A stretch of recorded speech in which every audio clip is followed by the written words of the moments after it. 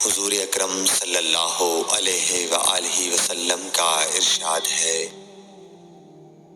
تمام اعمال کا دار و مدار نیت پر ہے، اور ہر عمل کا نتیجہ ہر انسان کو اس کی نیت کے مطابق ہی ملے گا۔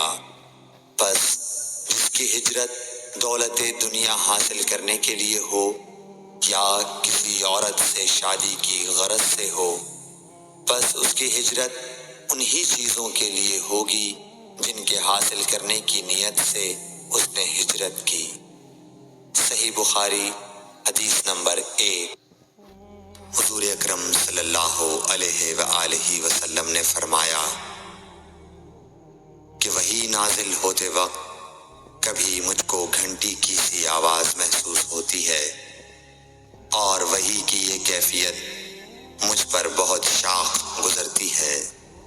جب یہ کیفیت ختم ہوتی ہے تو میرے دل و دماغ پر اس فرشتے کے ذریعے نازل شدہ وحی محفوظ ہو جاتی ہے، اور کسی وقت ایسا ہوتا ہے کہ فرشتہ بشکل انسان میرے پاس آتا ہے اور مجھ سے کلام کرتا ہے، پس میں اس کا کہا ہوا یاد رکھ لیتا ہوں۔ صحیح بخاری حدیث نمبر 2۔